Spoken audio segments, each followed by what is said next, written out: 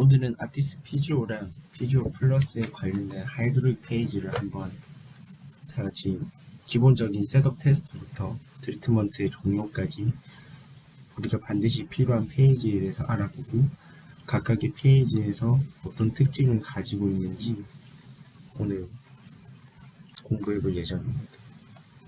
첫 번째는 아티스 피지오의 하이드로릭 페이지에 대해서 설명을 드리겠습니다. 먼저 우리가 아티스 피지오의 장비를 전원을 켜게 되면 바이카트와 ACD 용액을 연결한 상태로 셋업 테스트를 가장 먼저 진행하게 되는데, 셋업 테스트가 진행될 때의 시스템 데이터를 켜보시면 하이드로릭 페이지의 순서가 있습니다. 장비를 켜자마자 첫 번째는 페이지 1이라는 일렉트로 밸브 T1 테스트 페이지가 시작이 되고, 이때 정기적 신호를 받으면서 자연적으로 T1 테스트를 하게 되고, 이 페이지 1페이지가 지나가게 되면 이 페이지로 들어오게 됩니다. 페이지 2에서 Filling the First Ultra Filter UF1이라는 페이지이며, 여기에서 특징적으로 보아야 할 부분들은 플로우가 400으로 흐른다는 부분과 EVDS1 밸브가 오프인 상태인 거 확인하셔야 합니다. EVDS1 밸브가 오프인 상태에서는 다이얼라이저로 플로우가 흐르지 않기 때문에 LFD가 오프입니다.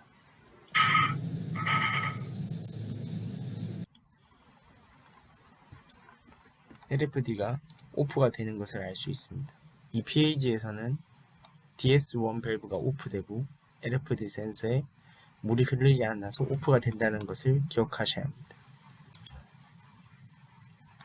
실제로 플루이드 패스를 보시면 DS1이 오프인 상태에서 미들 포트로 들어와서 어퍼 폰트로 이렇게 지나가게 되고, DS2 밸브 또한 온 상태이지만 이 다이얼라이저가 DS2 또한 온 상태이지만 다이얼라이저로 플로우가 흐르지 않기 때문에 LFD는 오프 상태라고 생각하시면 됩니다. 3페이지로 오게 되면 DS1 밸브가 온이 되고 DS2 밸브가 온이 되면서 플로우의 400으로 흐르라는 그 플로우가 펌프의 동작들에 의해서 물이 흐르게 되고, 그 플로우가 LFD 센서로 물이 흐르면서 플루이드가 떠오르면서 온 상태로 변하게 됩니다.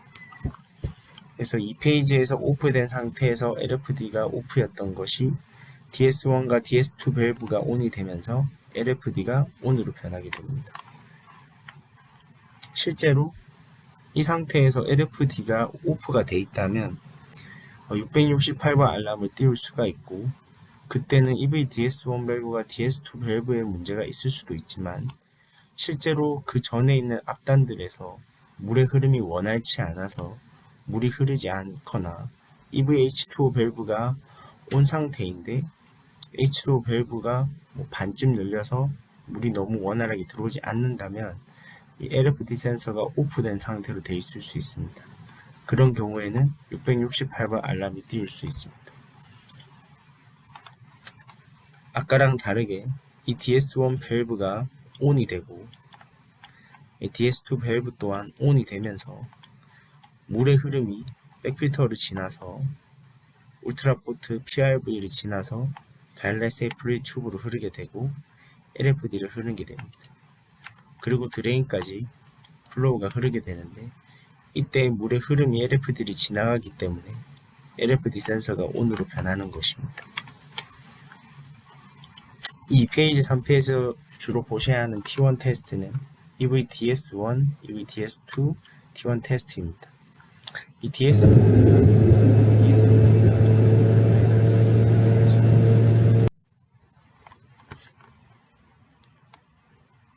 첫 번째로는 다이얼라이시스 페이지 2에서 LFD에 의해 플로우가 감지되지 않는지를 확인을 하고, 다이얼라이시스 페이지 3에서는 LFD가 플로우가 감지되는지를 확인합니다. 그래서 아까 보셨을 때 이 페이지에서는 오프였고 3페이지에서는 온이 됩니다. 이게 결론적으로는 DS1과 DS2 밸브의 온오프 동작에 의해서 플로우를 흐르게 함으로써 LFD에 감지되는 플로우가 오프와 온이 되는지를 체크를 해서 그 체크가 되지 않는다면 668번 알람을 띄우게 되고, 이는 주요 밸브인 DS1과 DS2 밸브에 문제가 있을 수도 있지만 이미 이전 단에서 H2O 밸브에서 물의 흐름이 안 들어온다든지 앞단들의 모듈에서 물의 양이 충분치 않으면 이 LFD에서 오프 상태가 되고 이 알람을 띄울 수 있으니까, 이 알람 띄우셨을 때는 2페이지, 3페이지에 있는 LFD 동작 유무를 꼭 확인해 보시는 것을 권장드립니다. 1, 2, 3페이지가 지나가게 되면 6페이지로 들어오게 되는데, 6페이지는 PIPO 하이 페이지입니다. T1 테스트를 하는. 여기에서 특징적으로 보아야 할 부분들은 6페이지에서의 프레셔 압력 값들입니다. 이 프레셔 압력 값들을 보시면 펌프들의 동작들에 의해서 전체적인 압력이 PFS, PO, PI 압력들이 거의 300 이상을 치게 되고, 이 300 이상이 이 밸브의 동작들의 유무에 의해서 멈추게 되고 유지하는 단계인데, 이 단계에서 PI와 PO 값이 가장 중요합니다. 이 PI, PO 값이 서로 간의 차이가 32보다 작게 되면 이 PI, PO 하이 테스트가 통과하게 됩니다. 그래서 6페이지에서는 프레셔를 꼭 보셔야 합니다. 7페이지는 PI, PO 로우 페이지인데, 조건 자체가 1페이지에서 로우 포인트 테스트가 실패했을 때 체크를 하기 때문에 보통 우리가 정상적인 장비 같은 경우에는 7페이지가 셋업 테스트 할 때 시스템 데이터에서 나타나진 않습니다.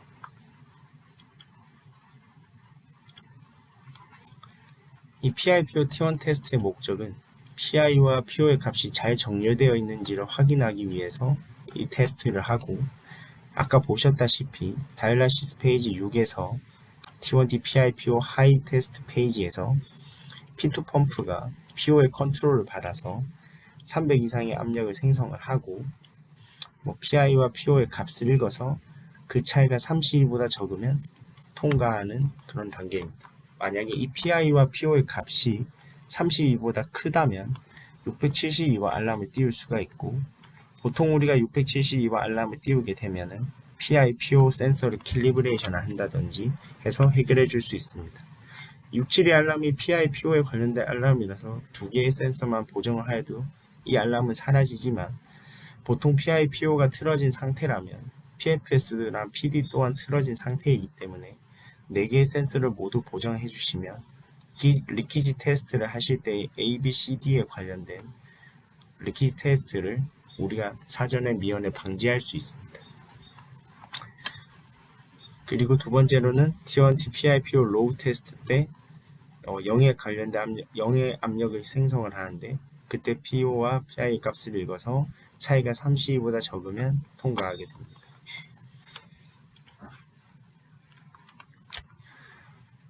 이 6페이지 PIPO 테스트가 끝나면 가운데 거의 0.5초에서 1초도 안 되는 시간 동안 55페이지가 테스트를 하게 되는데, 이 55페이지는 템퍼러처 테스트 페이지입니다. 템퍼러처 테스트 페이지는 자동적으로 실행이 되고, 이 템퍼러처 테스트를 실행하는 시간은 적혀있다시피 하이 템퍼러처 T1 테스트를 통과하는 시간 동안 이 페이지가 시간 테스트를 한다라고 생각하시면 됩니다. 근데 실질적으로 우리가 장비를 켰을 때 1페이지부터 3페이지, 6페이지까지 가기까지 템퍼러처가 50도 이상 쳤다가 페이지가 지나가면서 점점 떨어지게 됩니다. 이미 그 당시에 하이 템퍼 테스트를 진행하게 되고, 리키지 테스트 53부터 우리 셋업 테스트가 컴플리트 될 때까지 우리가 설정한 템퍼러처 값으로 유지를 시키기 때문에 실질적으로는 이 55페이지 전에 이미 템퍼러처 하이 테스트가 끝납니다. 그로 인해서 이 55페이지 템퍼러처 테스트 페이지는 실제로 우리가 시스템 데이터 육안으로 보셨을 때 6페이지에서 55, 55에서 4페이지를 넘어갈 때 그 간극이 거의 1초도 되지 않게 55페이지가 통과하게 됩니다. 템퍼러처 테스트 페이지가 지나가면 페이지 4페이지로 오게 되는데, 아티스트 PGO 같은 경우에는 쿨링 페이지입니다. 쿨링 페이지의 특징적인 부분은 4페이지 때 플로우가 950으로 동작하라는 명령어를 주게 되고 PC 펌프가 12,000의 고정값을 갖게 되는 것이 특징적입니다. 실제적으로 시스템 데이터를 계속 보시다 보면 이 이전의 페이지의 템퍼러처 값이 거의 30도대에서 40도를 유지하고 30도에서 40도일 텐데 쿨링 페이지를 들어오게 되면 빠르게 28도나 27도까지 장비마다의 상태에 따라 다르겠지만 그 온도를 빠르게 내려주게 됩니다. 그게 이 쿨링 페이지 4페이지에서 하는 특징적인 부분입니다.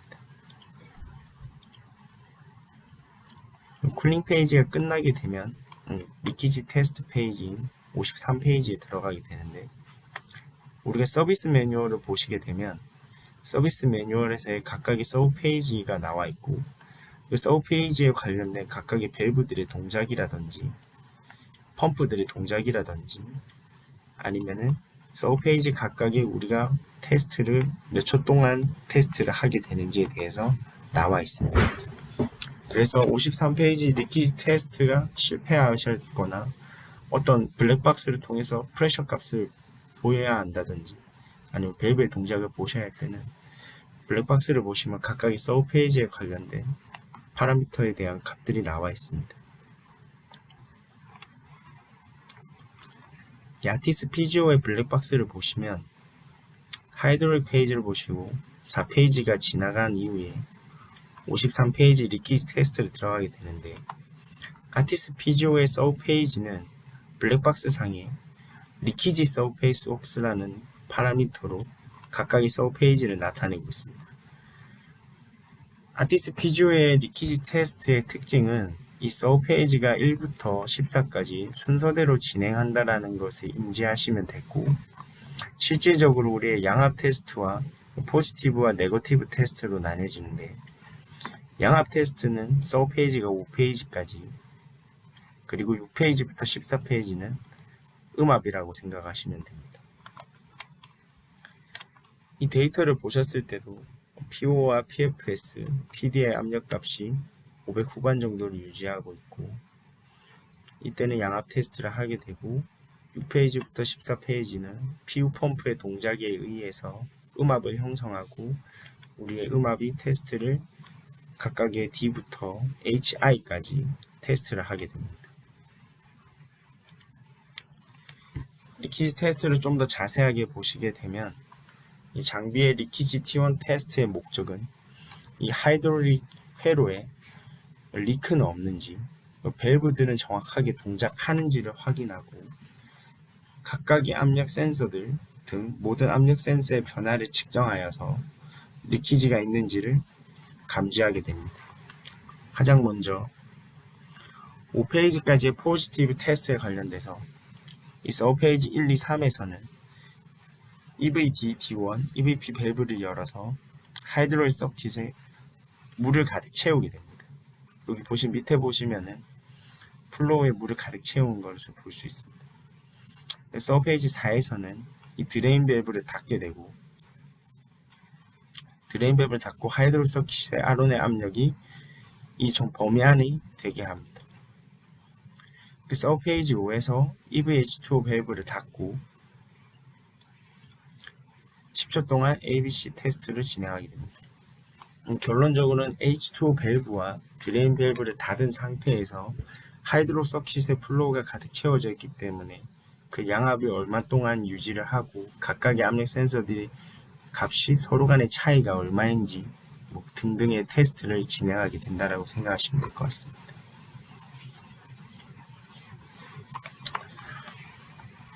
리키지 A 테스트 A는 서브 페이지 5의 시작 시에 PD와 PFS, PO 각각의 압력 차이가 50보다 적은지를 확인하는 게 리키지 A 테스트입니다. 각각의 예시를 보시면 PD, PFS, PO의 압력의 서로 간의 차이가 50보다 작기 때문에 테스트가 패스가 되었고 이 또한 220, 220, 240으로 서로 간의 차이가 50보다 작아서 패스. 이 같은 경우에는 PFS와 PO의 압력의 차이가 60 정도가 나기 때문에 50보다 커서 테스트가 실패하게 된 것입니다. 실제적으로 서브 페이지 5에 있는 시스템 데이터를 가져왔을 때 PO와 PFS, PD의 값이 630에서 620 정도로 서로 간의 차이가 50보다 작기 때문에 이 시스템 데이터 또한 패스입니다. 리키지 A 알람이 뜨지 않습니다. 그러니까 서로 간의 차이가 50보다 크게 되면 리키지 A가 뜨게 되고 그 알람의 원인은 PD, PFS, PO 센서의 보정값이 틀어진 경우가 많습니다. 그래서 이런 경우에는 아까도 말씀드렸다시피 이 세 개의 센서를 보정하는 게 리키지 A를 해결할 수 있는 방법이고 프레셔 센서를 보정을 하게 되면 전체 4개 정도 PDG를 제외하고 그 4개 정도는 반드시 꼭 해주시는 것을 권장드립니다. 그렇게 하면 나머지에 있는 리키지 B라든지 뭐 C라든지 D라든지 그 서로 간의 압력 차이에 의한 알람 발생률을 줄일 수가 있고 한 개 정도를 더 한다고 하더라도 실질적으로 저희가 현장에서 수리하는 시간이 상이하게 차이가 나지 않기 때문에 4개의 센서를 모두 보정하는 것을 권장드립니다.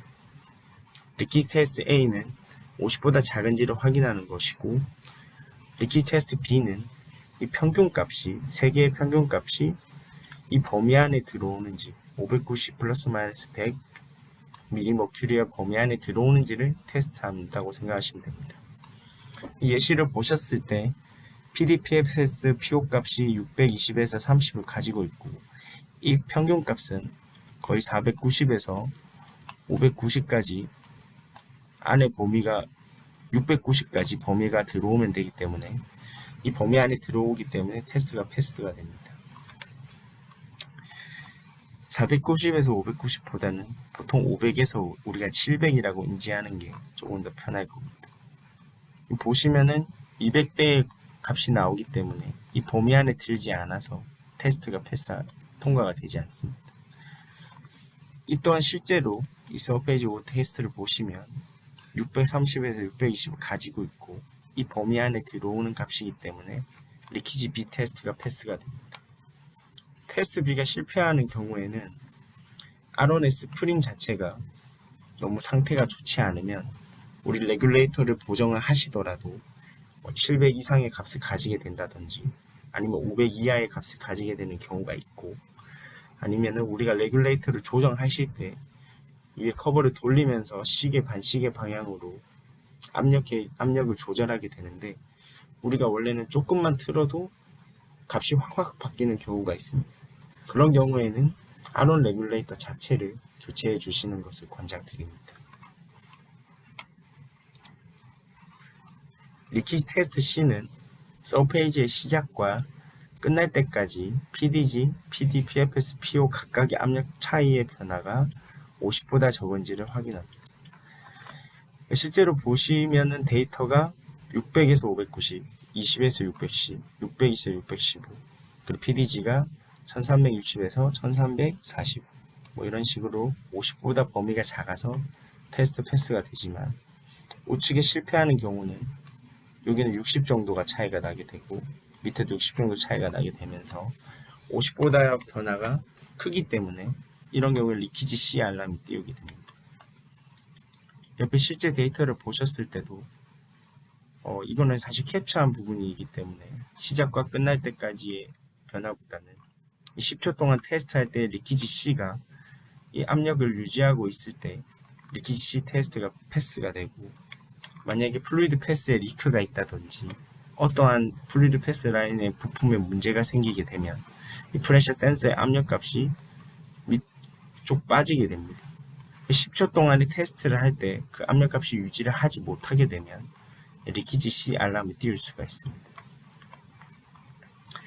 그리고 이 PDG 센서 값 또한 리키지 C 때 테스트를 하기 때문에 PDG의 하이드롤릭과 프로텍티브 값이 1400대를 유지하고 있거나 1300대를 유지하고 있으면 테스트가 패스가 되지만 1600대라든지 1700대라든지 압력값이 1600, 1700 튀었다가 다시 1400으로 돌아오면서 리키지 C 알람을 띄울 수 있습니다.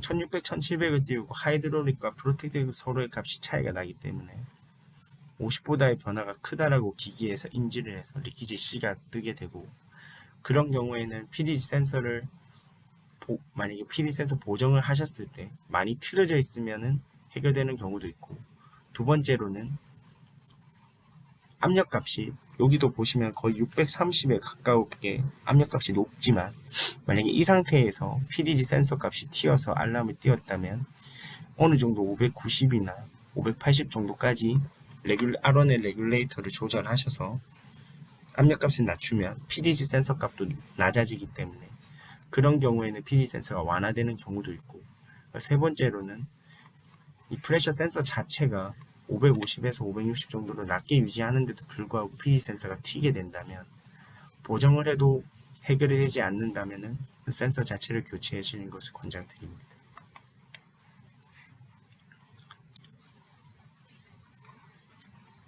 결국에는 아티스트 PGO에는 서브 페이지 5일 때 포지티브 테스트를 하게 되고, 포지티브 테스트를 10초 동안 할 때 중요하게 보셔야 하는 시스템 데이터는 프레셔 센서 테스트 프레셔 값입니다.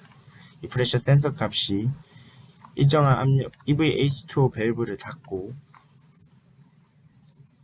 그리고 EV 드레인 밸브를 닫았을 때 포지티브 테스트를 하게 되면서 그 압력 값이 우리가 유지하고 있는지를 보는 것이 중요합니다. 서로 간의 차이가 50보다 작은지 400, 500에서 700 안에 범위가 들어오는지 그리고 압력이 세진 않는지를 보는 게 포지티브 테스트라고 생각하시면 될 것 같습니다. 포지티브 프레셔 센서 테스트가 끝나게 되면 네거티브 프레셔 센서 테스트를 시작하게 되는데, 서브 페이지 6에서 프라임과 드레인 밸브가 열려서 PD가 마이너스 500이 되도록 피우 펌프가 동작을 하고, 서브 페이지 7에서는 프라임 밸브를 닫고 피우 펌프가 조금 더 동작하게 되면서 PD 압력값을 마이너스 500이 되도록 만들어줍니다. 서브 페이지 8에서는 드레인 밸브를 닫고 피우 펌프가 멈추고 15초 동안 압력이 안정되기를 기다립니다. 그리고 서브 페이지 9에서는 10초 동안의 DEFG 테스트를 진행하게 됩니다. 먼저 리퀴지 테스트 D를 살펴보시면 서브 페이지 9의 시작 시 PD, PFS, PO 각각의 압력 차이가 50보다 적은지를 테스트하게 되는데, 이 예시를 보셨을 때 포지티브 테스트에 있는 리퀴지 테스트 A와 비슷하다고 생각하시면 됩니다. 결국에는 각각의 압력의 차이가 50보다 적으면 테스트가 패스가 되는 거고, 이렇게 60 이상 차이 나거나 서로 간의 차이가 50보다 크게 되면 테스트가 패스가 되지 않으면서 470번 리퀴지 D 알람이 발생하게 됩니다. 알람의 원인은 결국 압력의 센서가 보정이 틀어졌기 때문에 알람이 발생하게 되고, 실제로 서브 페이지 9 스타트의 압력값을 보시면은 마이너스 500 이상이나 마이너스 400 이상의 압력을 퓨 펌프가 동작하면서 맞춰주고 밸브들이 닫히면서 음압을 형성했을 때 잘 유지하는지를 보게 되는데, 이 같은 경우에는 마이너스 300에서 마이너스 320 서로 간의 차이가 50 이하인 경우라고 볼 수 있습니다. 그래서 이것도 또한 리퀴지티 테스트가 패스가 되는 상황입니다. 그리고 테스트 E, 리퀴지 테스트 E는 서브 페이지 9의 시작 시 PD, PFS, PO의 평균 압력이 마이너스 400 플러스 마이너스 200인지를 확인하는데, 결국엔 이게 마이너스 200에서 마이너스 600 안에 범위가 들어오는지를 확인하는 테스트라고 생각하시면 됩니다. 아까 보셨다시피 이 서브 페이지 9 스타트 할 때 이 마이너스 300대 압력을 유지하고 있는데 이 범위 안에 들어가기 때문에 리퀴지 테스트 E 또한 패스가 됩니다. 근데 테스트가 패스가 되지 않는다면 리퀴지 E의 압력이 샌다든지 이 음압의 센서의 압력값들이 세면 이 마이너스 200보다 떨어지게 되고, 그런 경우에 리퀴지 E가 발생할 수 있게 되니 그런 경우는 플루이드 패스에 어디가 리크가 있는지 아니면은 워터 리크가 안 보이면 파트 자체에서 어디가 문제가 생겨서 그렇다든지 아니면 히트 익스체인저의 문제라든지 피우 펌프가 동작을 하지 않는다든지 아니면 R2나 플러시드 펌프에서 샌다든지 에바클린 도어 포터에 패션 커넥터가 끼어 있어서 리키지가 발생하는 경우도 있습니다. 그런 경우에는 결국 압력이 세서 테스트가 패스가 되지 않는 경우가 있어서 우리가 현장에 가셨을 때 리키지 알람이 떴다라고 하면 가장 먼저 선생님들께 에바클린 도어 포트를 한번 체크해 보시고 하시는 것을 권장드립니다. 그리고 리퀴드 테스트 F는 서페이지 5와 서페이지 9의 시작 시 PI 압력값을 비교하고 PI 변화가 50보다 적어야 된다라고 되어 있습니다. 이 서페이지 5는 아티스 PGO의 포지티브 테스트하는 단계이고 서페이지 9는 네거티브 테스트 중에서도 DEFG 테스트를 하는 곳인데 이 두 개의 압력의 테스트의 시작 시의 PI 값이 서로 간의 변화가 50보다 적어야 한다는 이야기입니다. 아까 서페이지 5에 있던 포지티브 테스트 시스템 데이터 들고 왔을 때 PI 값은 166이었고 서페이지 9 스타트하는 이 위에 있는 9 스타트 시스템 데이터는 159를 잡고 있어서 두 개의 압력 차이가 7 정도이고 50보다 적기 때문에 리퀴드 테스트 F는 통과가 됩니다. 만약에 리퀴드 테스트 F에 문제가 있다면 EVDS1과 EV2, BP2, DS2의 리크를 의심해 볼 수 있습니다. 이 밸브들을 의심하는 이유는 이 PI 센서의 변화가 아티스 PGO 같은 경우에는 리퀴드 테스트 시에 EVDS1 밸브가 오프 상태입니다. 오프 상태로 되어 있기 때문에 PFS 압력값의 변화가 일어나게 되고 PI 센서로 물이 흐르지 않기 때문에 PI 변화가 없지만 이 밸브들의 리크가 있다면 PI 센서의 플로우에 영향을 주면서 압력값이 흔들릴 수 있기 때문에 이 밸브들을 체크해 보라는 이야기입니다. 그리고 리퀴드 테스트 G는 서페이지 9의 시작과 끝부분이 PDG, PD, PFS, PO의 압력 변화가 50보다 적어야 합니다. 실제로 예시를 보시면 이 서로 간의 시작과 끝부분의 압력 변화가 50보다 적기 때문에 테스트가 패스가 되었고 PO 센서의 압력값이 50보다 크기 때문에 테스트가 패스가 되지 않았습니다.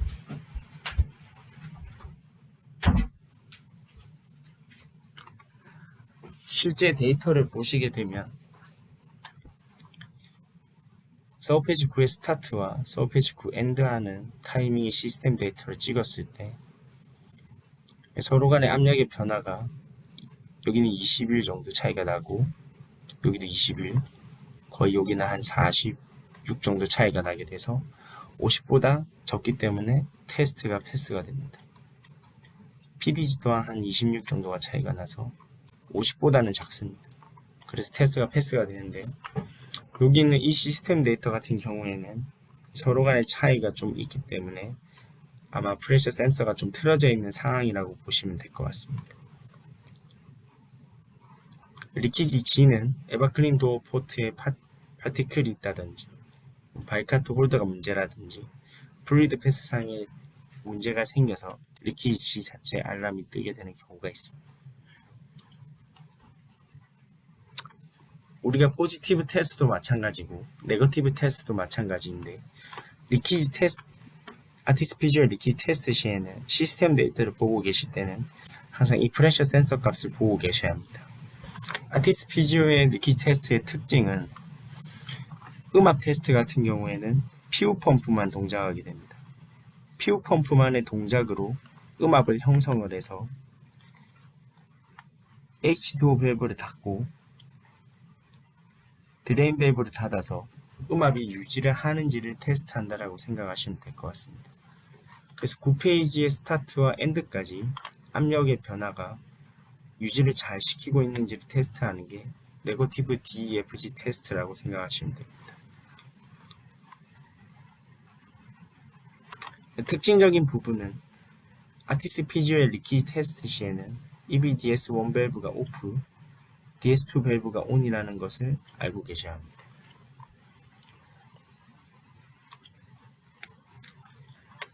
그리고 서페이지 10, EV 프라임과 DS1 BP2를 열고 PD가 500이 되도록 PU 펌프가 동작을 하고 프라임 밸브가 닫히고 마이너스 500이 되도록 PU 펌프가 조금 더 동작을 하며 드레인 밸브가 닫고 PU 펌프가 꺼진 후 압력이 안정되도록 기다리고 서페이지 13에서 HI 테스트를 진행하게 됩니다. 결론적으로는 PU 펌프의 동작에 의해서 음압을 형성시키고 그 음압을 형성했을 때의 압력값을 잘 유지하고 리퀴드 테스트 H와 I의 조건에 부합하는지를 테스트한다라고 생각하시면 됩니다. 리퀴드 테스트 H는 인터널 바이패스웨이를 확인하기 위해서 두 개의 컨트롤 테스트를 하게 되는데 첫 번째로는 서페이지 13의 시작 시 PFS와 PO가 이 범위 안에 들어오는지 마이너스 400에서 플러스 마이너스 200 안에 있는지를 확인하게 됩니다. PFS와 PO의 압력값이 통과하는 경우에는 범위 안에 들어온 경우에는 통과하고 범위 안에 들어오지 못해서 200보다 작은 경우에는 테스트가 패스가 됩니다. 실제로 서페이지 스타트 테스트 시스템 데이터 찍었을 때 이 범위 안에 마이너스 600에서 마이너스 200 안에 들어오기 때문에 리퀴드 테스트 첫 번째 컨트롤 테스트는 패스가 되고 두 번째는 시작과 끝에서 PDPO의 변화가 100보다 적은지를 확인하셨을 때 보시면은 PD의 변화가 거의 4 정도 나고 PO의 변화가 12 정도가 나게 됩니다. 그래서 100보다 적기 때문에 리퀴드 테스트 H 또한 패스를 하게 됩니다. 리퀴드 테스트 H가 발생했을 때는 컨펌물 리스타트를 위해서 재시작이 가능하고 알람의 원인은 인터널 또는 익스터널 쪽에 바이패스나 메인 플로우에 리크가 있어서 알람이 발생시킬 수 있지만 보통은 우리가 리퀴지 HI 음압 테스트를 할 때 병원에서는 세트가 걸려있는 상태로 있기 때문에 선생님들께서 에바 클린도어 포트에 이쯤 되면은 이제 패션 커넥터를 연결한 상태인데 그때 세트 자체가 느슨하다든지 선생님들이 장착이 좀 느슨하게 되면 압력이 세게 되면서 알람이 발생할 수가 있습니다. 그래서 리퀴지 H나 I 테스트를 할 때 알람이 걸렸다고 하시면 세트를 제거한 상태에서 쌤들한테 리퀴지 테스트를 해보라고 한번 권장드릴 수가 있고 세트를 제거한 상태에서 리퀴지 테스트를 했는데도 불구하고 알람이 뜨게 되면 장비의 문제이지만 세트를 제거하신 이후에 테스트를 걸었을 때도 알람이 넘어가게 되면 다시 세트를 장착하셔서 다음 세션을 진행하실 수 있습니다.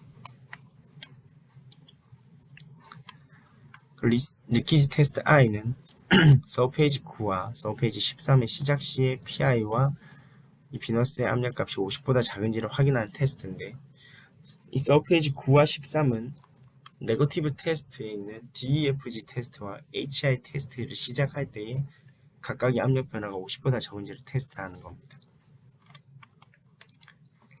그래서 보시면은 PI 압력값이 변화가 없고 10일 정도가 차이 나게 되면서 50보다 작기 때문에 괜찮다고 보시면 되고 비너스의 압력값 또한 1에서 마이너스 1에서 거의 변화가 없기 때문에 이 리퀴지 테스트 I는 패스하게 됩니다. 근데 이 상태에서는 제가 셋업 테스트를 할 때 세트를 걸지 않은 상태에서 테스트를 한 거기 때문에 아테리얼과 비너스의 압력의 오프셋 값이 변하지 않습니다. 근데 선생님들께서 세트를 걸게 되면 아테리얼과 비너스의 압력값이 변화할 수가 있기 때문에 그 변화의 차이가 50보다 크게 되는 경우 리퀴지 테스트 I가 발생할 수 있습니다. 그래서 만약에 H나 I 알람이 떴다고 하면 세트를 꼭 한번 체크해 보시는 것을 권장드립니다. 서페이지 10 스타트 할 때 EV 프라임 밸브가 열리는 거 볼 수 있고 PU 펌프의 동작으로 인해서 음압을 형성한다는 것을 인지할 수 있습니다.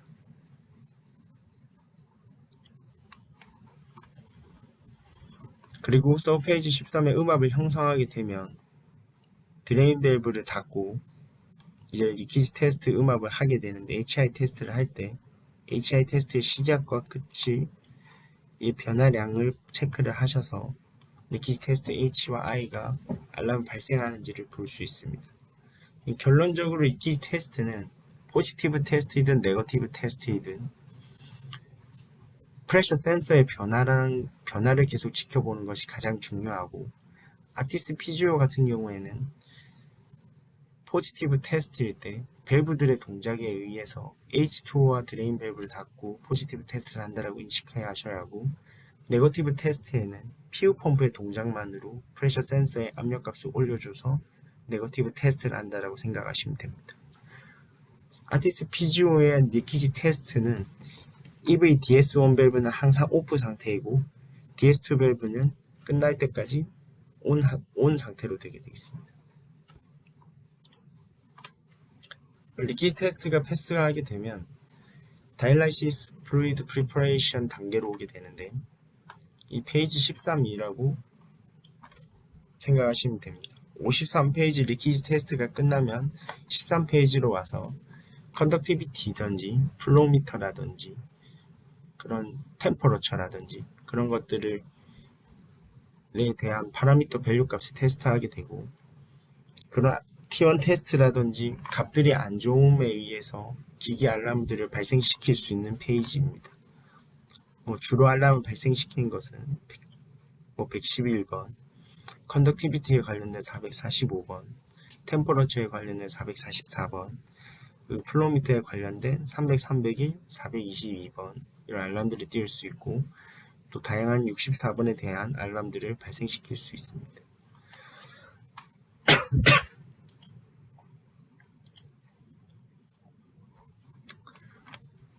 실제로 아티스 PGO를 보시면 13페이지가 들어가게 되면 플로우가 흐르게 되고 펌프들이 동작합니다. 펌프들이 동작하면서 플로우가 흐르게 되고, 이후에 플러시드 펌프가 동작을 하면서 바이카트 용액과 에시드 용액을 석션해서 전도도를 나타내게 됩니다. 그래서 우리가 주로 보셔야 할 부분들은 13페이지에 보셨을 때 이 플로우 값들, 그리고 여기 있는 컨덕티비티에 대한 값들, 그 플러시드 펌프나 펌프들의 동작 유무, 그리고 여기 있는 템퍼러처 값들, 주로 이 부분을 보시면 됩니다.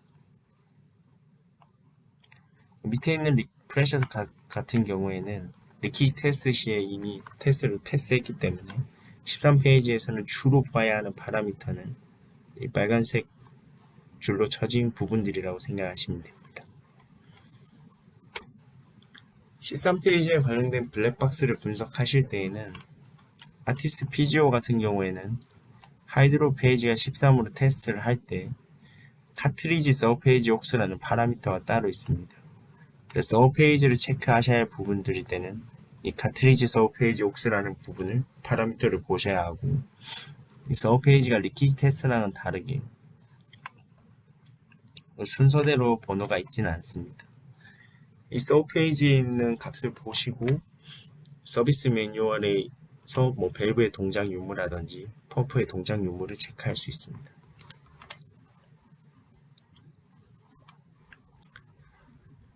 템퍼러처 테스트는 타임아웃이 900초, 즉 15분 정도 되는데, 사실 이 15분이라는 시간은 아티스트 PGO의 셋업 테스트가 완료되는 시간과 거의 동일합니다. 템퍼러처 테스트는 하이 포인트와 로우 포인트에서 템프 A와 템프 P의 값을 확인을 하고, 하이 포인트 테스트 같은 경우에는 42도 이상으로 높게 유지하는지, 로우 포인트 테스트 같은 경우에는 38도 이하로 내려가는지를 확인합니다. 실제로 시스템 데이터를 쭉 보고 계시면 장비를 키셔서 이제 페이지가 넘어갈 때 셋업 테스트가 진행되는 단계에서 템퍼러처 값을 쭉 보고 계시면 처음에 1, 2, 3페이지, 6페이지 지나갈 때 이미 템퍼러처 값이 50도나 50도 이상 찍고, 그 다음 4페이지 들어올 때 쿨링 페이지가 되면서 거의 28도까지 떨어지게 됩니다. 그렇게 되면서 이미 앞에서 템퍼러처 테스트, 하이 포인트 테스트가 끝나게 되고, 리키지 테스트가 끝나면서 셋업 테스트가 컴플리트 될 때까지는 우리가 설정한 온도 37도라든지 36.5도라든지 장비에서 인지한 온도로 쭉 유지하게 되면서 셋업 테스트가 컴플리트 됩니다. 근데 하이나 로우 포인트 테스트가 실패하게 되면 444번 알람을 띄울 수가 있고, 리셋을 눌러서 테스트를 재시할 수 있지만, 자주 뜨게 되면은 템퍼러처 센서라든지 오버 템퍼러처 보드라든지 우리가 기본적으로 확인할 수 있는 템퍼러처에 관련된 부품들을 수리할 수 있어야 합니다.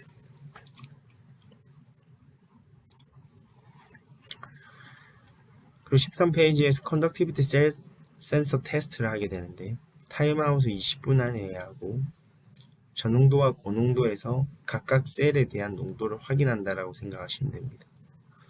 저농도 테스트와 고농도 테스트인데, 중요한 부분은 이 프로텍티브 시스템이 각 농도의 15초 동안의 평균값을 계산해서 저농도 테스트 같은 경우에는 B와 SEL의 차이가 0.1보다 작은지, A와 P의 차이가 0.24보다 적은지를 확인하고 이 범위 안에 들어오는 차이가 범위 안에만 들어오면 전농도 테스트가 패스하게 됩니다.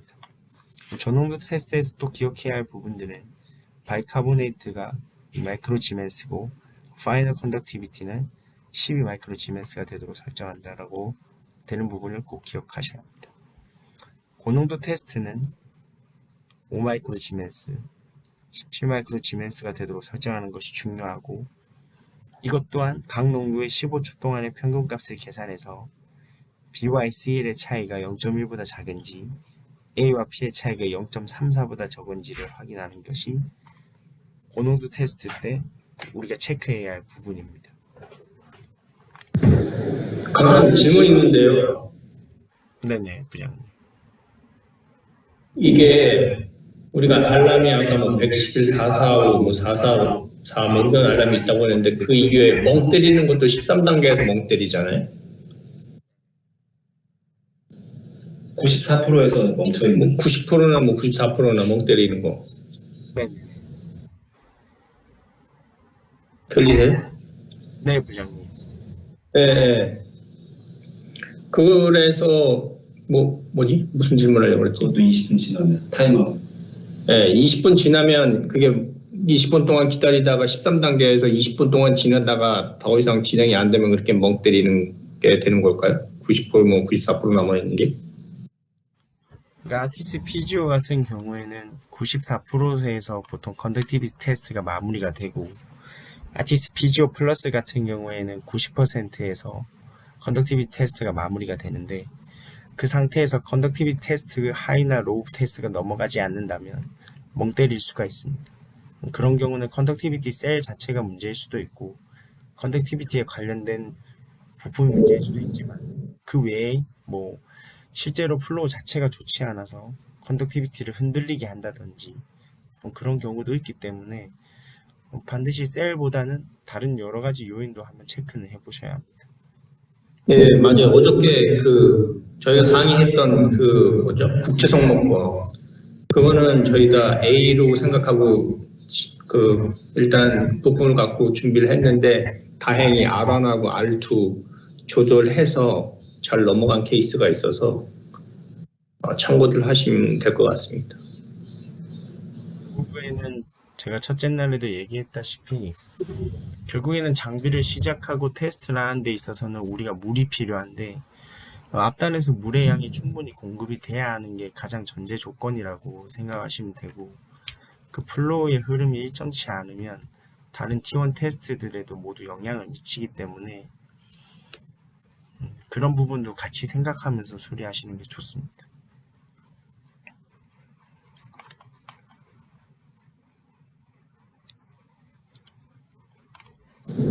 네, 진행하시면 됩니다. 네네.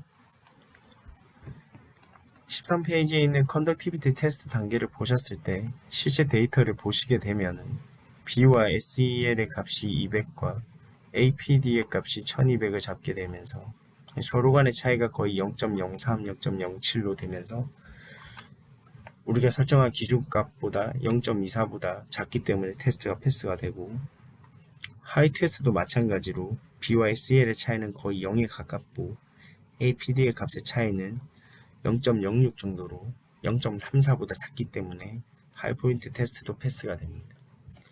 컨덕티비티 값이 맞춰지더라도 물의 양이 흐름이 좋지 않으면 컨드가 흔들릴 수도 있고 컨덕티비티 테스트가 패스가 안 될 수도 있으니까 그런 부분들도 잘 염두에 두셔야 합니다.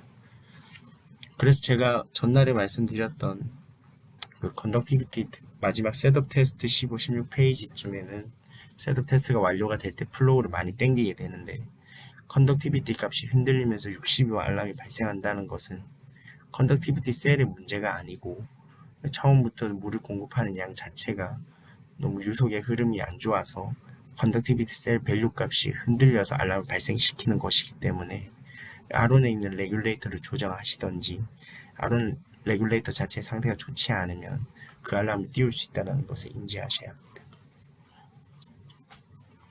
그 로우와 하이 포인트 테스트가 끝나게 되면 컨덕티비티가 컴플리트가 되고 이 상태에서는 실제로 아티스트 피지오 같은 경우에는 94%에서 컴플리트가 끝났기 때문에 95%로 넘어가고 있는 단계라고 생각하시면 됩니다.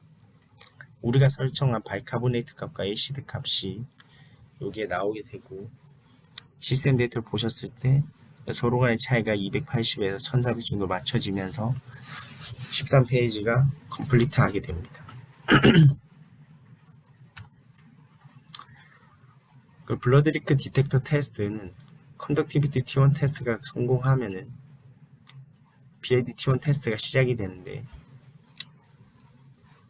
결국에는 이 BID 값이 오토 캘리브레이션을 하면서 190에서 200 정도의 값을 가지고 옵티컬 필터를 이렇게 장착을 했을 때 값이 쭉 떨어지면서 필터를 다시 제거하게 되면 값이 다시 돌아오는지를 테스트하는 게 BID T1 테스트라고 생각하시면 됩니다.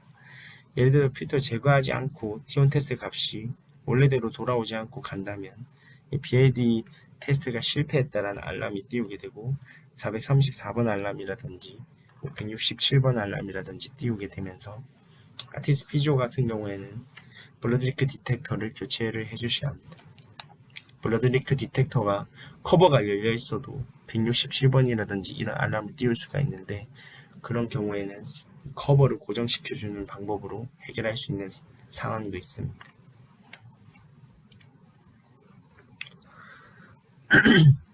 그리고 아티스트 피지오의 13페이지에 플로우미터 테스트를 하는데, 컨트롤과 프로텍티브 플로우미터가 올바르게 작동하는지를 확인하고 테스트를 하는 동안 유속의 안정을 위해서 버블 트랩 밸브가 닫혀 있습니다.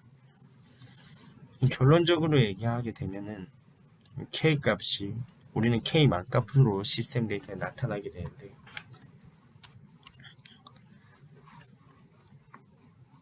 여기 보시면 K 곱하기 만 값으로 나타나게 됩니다. 여기 1058과 9963이 나와 있는데,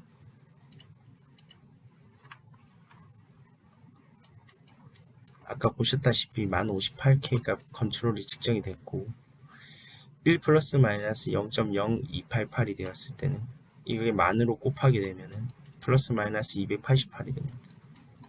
이 범위 안에 들어오기 때문에 이 알람 테스트는 패스하게 되게 되어 있습니다. 만약에 이 K만 값이 288보다 크거나 그런 경우에는 497번 알람을 띄울 수가 있고, 그런 경우에는 플로우미터의 상태의 밸류 값이 500의 기준에서 너무 낮거나 너무 높고 그런 경우가 있어서, 그런 경우에는 플로우미터를 교체를 해주셔야 합니다. 그리고 프로텍티브 플로우미터가 또한 마찬가지인데, 프로텍티브에 있는 K만 값도 플러스 마이너스 288 안에 들어와야 하고, 아까 보셨던 값이 9963인데 이 9963 값이 K만 값이 288 플러스 마이너스 범위 안에 들어와 있기 때문에 플로우미터 테스트는 패스가 됩니다.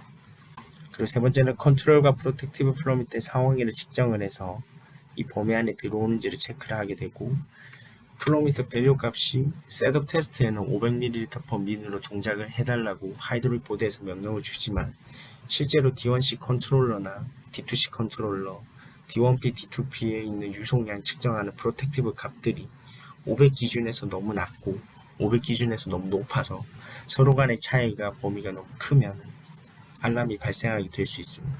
그런 경우에는 플로우미터를 교체해 주셔야 하고, 플로우미터를 교체하신 이후에는 반드시 캘리브레이션 값을 들어가셔서 플로우미터에 있는 값을 반드시 입력을 해 주셔야 합니다.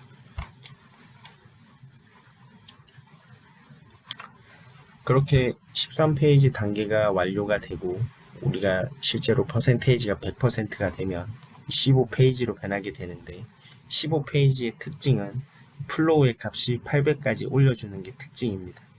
플로우가 800까지 올려주도록 기기가 동작을 하기 때문에 이 PC 값이 점점 낮아지게 되고, 컨덕티비티 값들이 우리가 설정한 값들로 유지되는지를 보셔야 합니다.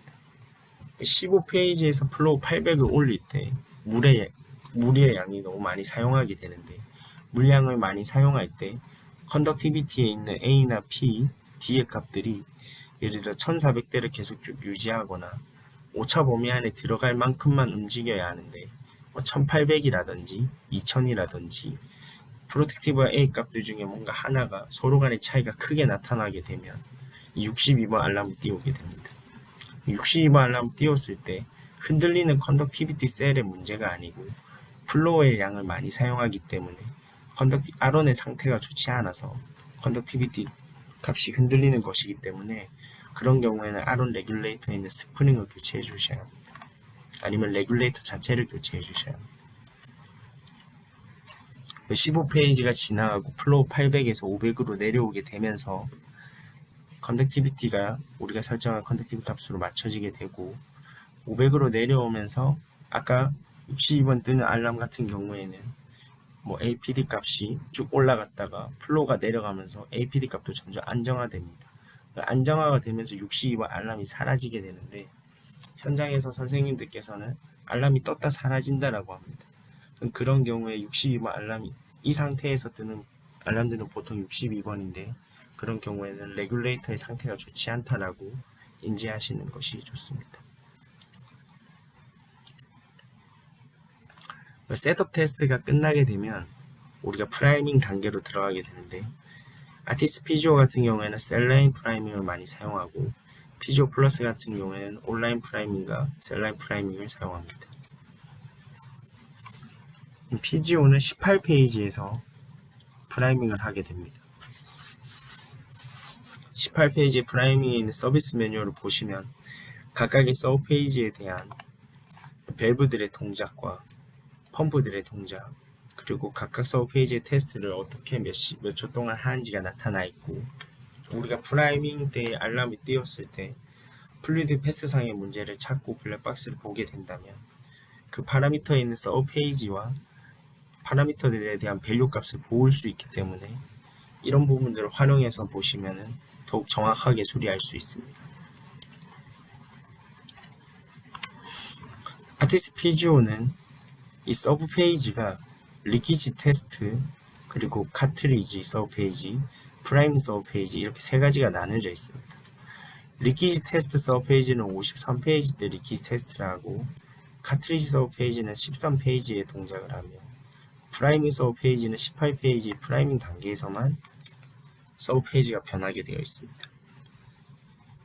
그래서 아티스트 피지오는 서브 페이지가 각각 나뉘어져 있다고 생각하셔야 하고 각각의 페이지에 맞게 각각의 단계를 기억하시는 것이 중요합니다. 한 가지 예를 들었을 때 프라임 서브 페이지가 5페이지일 때 PU 펌프의 동작을 보시게 되면 PD 센서가 어떻게 동작을 하는지를 볼 수 있습니다. 여기 보시면은 서브 페이지 5일 때 PU 펌프에 정해져 있는 셋 밸류 값이 마이너스 100mM으로 되어 있는데 이 마이너스 100mM은 이 PD 센서의 압력값을 이야기합니다. PD 센서가 PU 펌프에 명령 컨트롤을 하기 때문에 PD 센서가 마이너스 100만큼 만들어주는 것만큼 PU 펌프를 동작시켜라 라고 인식을 하시면 됩니다. 실제로 블랙박스를 보시면 이 5페이지가 테스트하는 동안 PD의 압력값이 마이너스 100을 유지하고 있고 그만큼 마이너스 100을 유지하기 위해 PU 펌프가 8000대에 가까운 8000대를 유지하는 펌프가 동작한다라고 보시면 될 것 같습니다. 이런 식으로 블랙박스를 분석하실 수 있고 알람을 띄웠을 때 우리가 실제로 블랙박스를 보게 되면 각각의 페이지에 대해서 그 타이밍 때 알람들이 떠 있기 때문에 그런 상태의 유무를 확인할 수 있습니다. 그리고 19페이지는 프라이밍 단계가 끝나고 환자 연결을 하기 전에 기다리는 단계인데 환자분이 오시지 않고 프라이밍 끝난 상태로 기다리게 되면 이 19페이지로 계속 대기 상태로 되어 있습니다.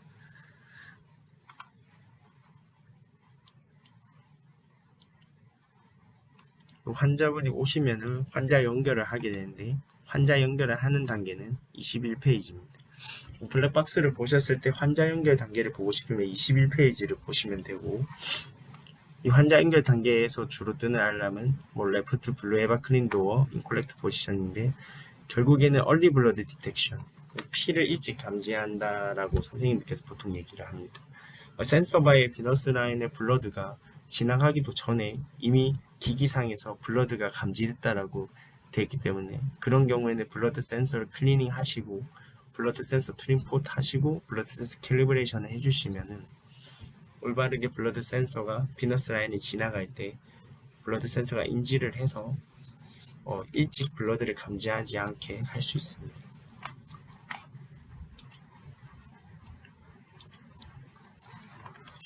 블러드 센서 periodical T0 테스트는 프리퍼레이션 시작하는 것부터 혈액이 감지될 때까지 테스트를 하게 되고 결국의 목적은 혈액 감지 센서의 고장으로 혈액 손실이 발생하는 것을 방지하기 위함이고 특징적인 부분을 체크하셔야 하는 부분은 서비스 데이터 화면에서 블러드 프레스 값이 ON이면 혈액이 감지되고 OFF이면 혈액이 감지되지 않는다는 것을 알고 계셔야 합니다. 시스템 데이터 우측 하단을 보시면 ABD 라인이 껴져 있는지 yes, no가 나와 있고 블러드 센서 값이 240인지 42인지 65,000인지 블러드 센서 값이 나와 있고 그 밑에는 블러드 프레스 값이 on, off로 되어 있기 때문에 그 세 개의 파라미터를 주로 보시는 것이 좋습니다.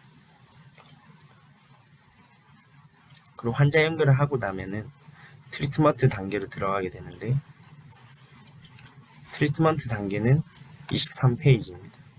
블랙박스 보셨을 때 23페이지는 환자의 투석을 하고 있는 단계라고 보시면 되고 주로 뜨는 알람 같은 경우에는 UF 데비에이션 알람이 뜨게 됩니다. 실제로 23페이지에는 플로우 패스를 보시고 가장 기본적인 투석 요법을 사용하고 있을 때 HD로 UF를 빼고 있을 때 다이얼라이즈를 통해서 UF가 빼게 되는데 우리가 투석 용량을 500이라고 설정을 했을 때 투석액이 여기서 500으로 흐르게 됩니다. 500으로 이렇게 흐르는데 환자의 다이얼라이즈 지나고 나서 UF가 빠질 때는 예를 들어서 520이라고 하겠습니다. 그래서 UF를 빼는 것만큼 다이얼을 통해서 다이얼 튜브가 520으로 나오게 되면 이 23페이지의 특징은 블랙박스를 보셨을 때 이 D1C와 D1P는 계속 500ml를 유지하고 있지만 D2C와 D2P는 UF를 빼는 그 용량만큼 플로우가 흐르게 되어 있습니다. 그래서 23페이지의 D2C, D2P가 높은 이유는 UF를 빼고 있기 때문에 높은 것이기 때문에 플로우미터가 고장났다라고는 생각 안 하셔도 괜찮습니다.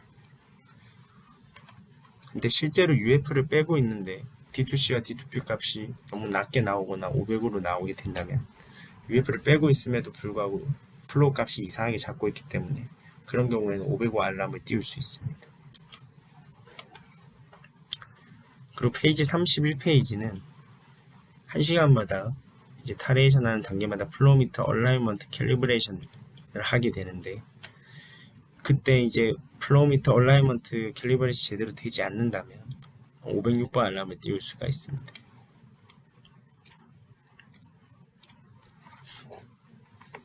웨이트로스 피리어딕 T0 테스트인데 투석이 시작된 후부터 60분마다 반복하거나 또는 사용자의 다이얼라이스 플로우 레이트가 변경 시에는 실행이 됩니다.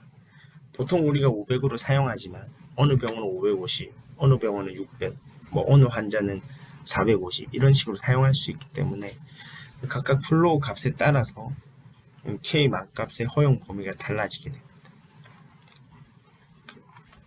다이얼라이시스 페이지 31에서 얼라이먼트 캘리브레이션 하게 되고 그때 플로우미터 테스트를 하면서 K만 값을 업데이트하게 됩니다. K만 값을 업데이트할 때 보통 500일 때는 거의 304 정도의 범위고 오차 범위, 600일 때는 253, 400일 때는 380 안에 범위가 들어와야 이 T0 테스트가 통과하게 되고 이 테스트가 실패할 시에는 506번 알람이 발생하게 됩니다. 506번 알람이 발생한다라고 전화를 받으셨을 때 보통 물어보시면은 이 DFR을 어느 정도로 사용하고 BF를 어느 정도로 사용하는지도 물어보셔야 하고 너무 높게 사용한다고 하면은 또 낮게도 권장드리면서 그 알람을 리셋시켜서 넘어가게 사용하실 수도 있습니다. T0 테스트는 EVDS1, EVDS2 리키스 테스트를 같이 수행하게 되는데 13페이지 우리가 리퀴지 테스트가 끝나고 셋업 테스트 13페이지에서 구한 이 K값, 플로미터의 K값과 플로미터 얼라이먼트 캘리브레이션 단계인 31페이지에서 구한 K값을 비교해서 그 차이가 컨트롤이 75보다 큰지 프로텍티브가 12보다 크면 506번 알람이 발생하고 테스트는 재시작됩니다. 이 두 번 연속 델타 K값이 기준을 넘어서 64번 알람이 발생하게 되는데 이게 무슨 말이냐면은 506 실패를 하면서 506번 알람을 띄울 때 506번 알람 리셋 버튼이 나오고 선생님들께서 리셋을 누르게 됩니다. 근데 플로미터 얼라이먼트 테스트가 두 번 연속 실패를 하게 되면 64번 EVDS1, EVDS2, EV2 밸브 테스트 페일이라고 64번 알람이 띱니다.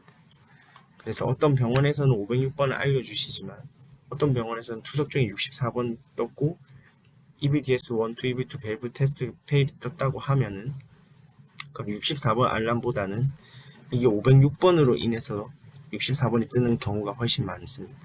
그래서 블랙박스를 보셨을 때 플로우의 값에 대해서 파라미터를 정렬하셔서 506번이 언제 떴는지를 확인하시고 왜 떴는지에 대한 원인을 분석하셔서 플로우미터를 교체하신다든지 DS1, 2, EV2 밸브가 좋지 않다면 밸브들을 교체하셔서 해결하신다든지 할 수 있습니다. 근데 또 반드시 506번이 뜬다고 해서 플로우미터를 값을 봤을 때 우리가 설정한 DFR의 값에 가깝게 나오는 경우도 있습니다. 그런 경우에도 506번이 뜨는 경우가 있는데 그런 경우에는 사실 다음 세션을 그냥 사용하셔도 506번 알람 없이 기기를 사용하는 경우도 꽤 있습니다. 그래서 블랙박스를 잘 분석하셔서 이게 좀 더 한 번 더 사용해도 되는 것인지 아니면 플로미터에 있는 파라미터 값이 너무 안 좋아서 교체를 해야 하는 상황인지 체크하시면서 수리를 하셔야 합니다.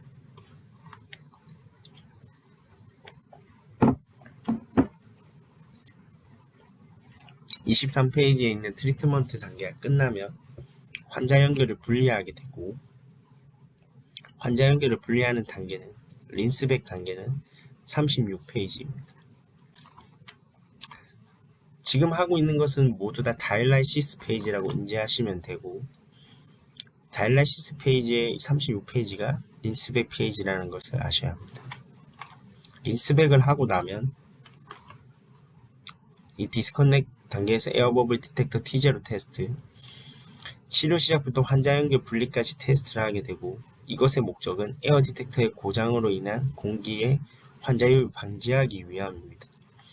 중요한 것은 테스트가 실패하면 385번 알람이 뜨게 되고 이런 경우에는 ABD를 교체하게 되는데 ABD를 교체할 때는 이 알람이 떴다고 무조건 교체하는 것보다는 실제로 ABD가 문제가 있는지를 한번 체크해 보시는 것을 권장드립니다.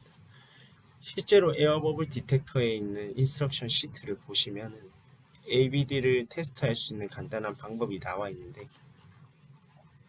먼저 블러드라인을 이제 에어 디텍터 하우징에다가 이제 장착하지 않은 상태에서 보시면 여기 있는 D14번에 있는 LED가 라이트업 불이 켜집니다.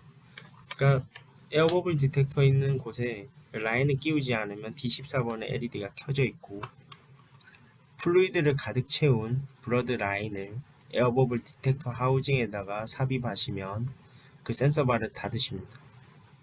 플루이드를 가득 채운 라인을 에어버블 디텍터에 장착하시고 센서바를 닫으시게 되면 이 PIB 보드에 있는 LED 14번이 이제 꺼지게 됩니다. 턴즈 오프 되게 되는데 그때는 LED가 꺼지는 것을 확인할 수 있고 그리고 볼테이지를 측정하게 되는데 여기 있는 ETP3와 여기 있는 UABD PWR에 있는 이 부분을 볼테이지 멀티미터 가지고 볼테이지를 재게 되면 그 볼테이지 값이 4.6V보다 낮으면 정상이고 4.6V보다 높으면은 상태가 좋지 않다라고 생각하실 수 있습니다. 보통 제가 ABD 교체할 때 갈라지거나 ABD를 교체할 때 멀티미터로 테스트를 해봤는데 8V라든지 9V, 12V 이런 식으로 나오는 경우가 있었고 정상 장비를 교체했을 때는 4.6V보다 낮았습니다. 이런 식으로 에어버블 디텍터를 체크하셔서 교체하실 수 있습니다. 그래서 반드시 우리가 부품을 교체하실 때는 그 파트 트래커 안에 있는 인스트럭션 시트를 꼭 한 번씩은 다 읽어보시길 바랍니다. 거기에 다 방법이 나와 있고 어떻게 수리하면 되는지도 나와 있으니 계속 보시다 보면은 기억이 많이 나실 겁니다. 그 린스백을 한 다음에는 다이얼라이저 엠팅을 하게 되는데, 다이얼라이저 엠팅은 총 3단계로 나눠져 있고 페이지 37, 39, 40단계로 나와 있습니다. 그래서 이 경우에 다이얼라이저 엠팅이 계속 쭉 하게 되고, 블랙박스를 보시게 되면은 37, 38, 39, 40 이 순서대로 가게 되는데, 그 단계에는 이제 다이얼라이저를 엠팅하고 있다라고 인지하시면 됩니다. 다이얼라이저 엠팅이 끝나게 되면 바이 카트리지를 엠팅하게 되고, 바이 카트 엠팅 단계는 46페이지입니다. 그래서 다이얼라이저 엠팅 단계가 끝나고 블랙박스를 보면 46페이지가 바로 들어가게 되면서 바이 카트가 엠팅이 되고, 바이 카트 엠팅이 끝나고 나면은 트리트먼트가 종료가 됐고, 트리트먼트가 종료가 되면 57페이지 엔드 오브 프로세스 페이지와 45페이지 아웃 프로세스, 이제 그 투석의 단계를 종료하는 페이지로 나가게 됩니다. 이렇게 되면 투석이 종료가 되고 우리는 디스인펙션 단계로 들어가게 돼서 다음 세션을 위해 뭐 린스라든지 아니면 종료되고 케미컬이라든지 클린 카트를 넣게 되고, 그 경우에는 디스인펙션 단계로 넘어가서, 디스인펙션에서 문제가 생기는 것은 서비스 매뉴얼에 있는 각각에 알맞은 디스인펙션 페이지를 찾아서 또 블랙박스랑 비교하면서 분석을 하셔야 합니다. 이렇게 오늘은 셋업 테스트부터 투석 종료까지 우리가 하이드롤 페이지가 노멀하게 어떤 페이지로 흘러가는지를 알아봤고, 각각의 페이지에는 어떤 특징을 가지고 있는지를 알아보았습니다. 이제 첫 번째 세션은 여기서 종료를 드리겠습니다. 혹시 궁금한 것 있으시면 말씀해 주시면 감사하겠습니다. 저 질문 있는데요. 네, 부장님. 앞에 플로메타 페이지에 델타 KC 뭐 75 델타 거기 나온 부분이요. 지나간 것 같은데. 아닌가? 여기. 델타 KC 75하고 델타 KP 11 이거 어디서 봐요? 블랙박스? 보시면은 13페이지와 31에서의 차이이기 때문에 시스템 데이터에서 보기는 어렵고요. 13페이지의 K값 측정한 것과 31에서 측정한 얼라이먼트 값을 비교하셔야 합니다. 그러면 예를 들어 13단계 거 사진 찍고 31단계 거 사진 찍고 두 개 비교해서 75냐 12냐 이걸 보라는 거예요? 그렇죠. 그런 것도 볼 수 있는데 이거는 이론적인 부분이라서, 보통 실제로 현장에서 보시게 되면 506번 알람이 떴을 때 블랙박스를 보시게 되면은 보통은 플로우미터의 밸류 값이 우리가 설정한 DFR 값에, 예를 들어서 500이라고 치었을 때 DFR이 이 31페이지 얼라이먼트 때 플로우미터 값이 뭐 490이라든지 뭐 500, 뭐 8이라든지 이런 식으로 차이가 크기 때문에 그 플로우미터 값이 차이가 크게 되면서 이 알람을 발생하는 걸 볼 수 있습니다.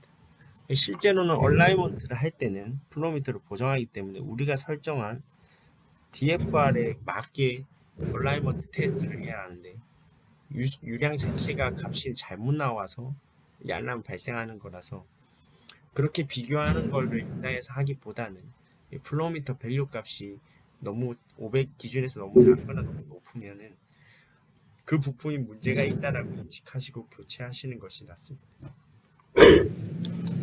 근데 부장님처럼 그러니까 정확하게 테스트를 하시고 싶으시면은 13페이지에 가서 K 만값과 알람이 떴을 때 30페이지에 있는 K 만값을 비교하시면 됩니다. 아니 그거는 하고 있는데 요거 75하고 11은 처음 본 것 같아서 어디서 볼 수 있나 이제 그걸 알고 싶어서 했었던 거죠. 직접 비교하셔야 할 것 같습니다. 네, 알겠습니다.